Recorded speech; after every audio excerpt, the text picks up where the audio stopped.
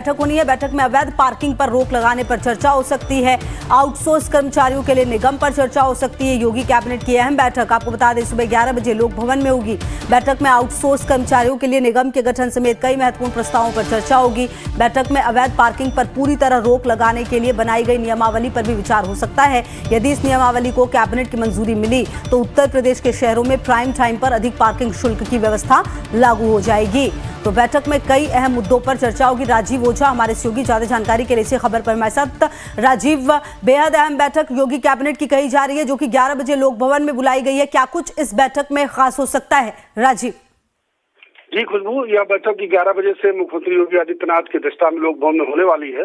वैसे तो लगभग 1 दर्जन प्रस्ताव हैं इस बैठक के लिए रखे गए हैं, लेकिन इसमें सबसे महत्वपूर्ण जो है वो यही है कि नई पार्किंग नीति सरकार लेकर आ रही है, जिसकी मंजूरी नगर विकास विभाग के जरिए हुई थी और मुख्यमंत्री के सामने उसका प्रेजेंटेशन हुआ था और कैबिनेट में आज उस पर विचार होगा। अगर ये तय हो जाता है तो इस पार्किंग की नीति में काफी बदलाव हो जाएगा और अवैध पार्किंग पर रोक लगाने के लिए इसे तैयार किया गया है। इसमें सबसे बड़ी बात यह होगी कि शहरों में जो प्राइम टाइम है उसमें अवैध पार्किंग शुल्क को ज्यादा लिया जाएगा।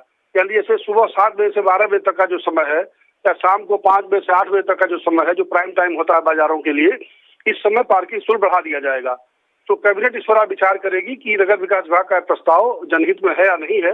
अगर तय होता है तो पार्किंग शुल्क में बड़ा बदलाव हो जाएगा। इसके अलावा सचिवालय सेवा के 8 विशेष सचिव के पद बढ़ाने पर भी विचार हो रहा है। इसका भी प्रस्ताव कैबिनेट में नियुक्ति विभाग की तरफ से रखा गया है और सरकार उत्तर प्रदेश में बीज पार्क की स्थापना करना चाहती है। आज एक प्रस्ताव यह भी है कि कैबिनेट बीज पार्क की स्थापना के प्रस्ताव को भी मंजूरी दे सकती है।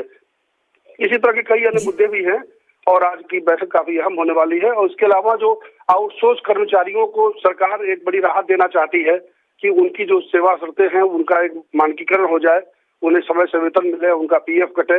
इसके लिए एक निगम बनाने पर विचार हो रहा है। सरकार इसका फैसला सिद्धांत ले चुकी है और कैबिनेट में अगर प्रस्ताव आता है तो निगम एक आकार ले लेगा।